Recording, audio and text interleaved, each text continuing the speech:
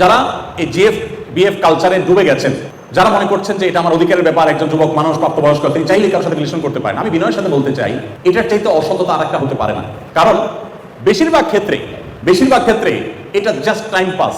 অনেক ছেলে মেয়েদের সাথে হারাম সম্পর্ক, রিলেশন সম্পর্ক আছে, এদিকে মহিলা মাদ্রাসার হুজুরের কাছে যে বলে যে হুজুর একটা ভালো ছাত্রী আমার জন্য আপনি দেখে রেখে, যাকে আপনি সারাদিন বলছেন তোমাকে ছাড়া বাঁচবো না, তোমাকে ছাড়া আমি মরে যাবো, হান হবে তান হবে, জীবন দিয়ে দিব, এগুলো সবচেয়ে ভণ্ডামি, এগুলো সবচেয়ে 2 নম্বরই, এগুলো সবচেয়ে প্রতারণা। এটা বোঝার জন্য পণ্ডিত হওয়ার অন্তত প্রয়োজন নাই। আমাদের সমাজের দিকে তাকালে আমরা বুঝতে পারি যে জাস্ট টাইম পাস, এরপরে যে তার পথে চলে যাচ্ছে। এখন আমার কথা হলো, আল্লাহ তাআলা যদি আপনি বেঁচে থাকেন, আপনার জীবনের জীবন সঙ্গিনী একজন মেয়ের সাথে আপনার বিয়ে হবে লেখা আছে, কোথায় আছে আপনি নিজেও জানেন না।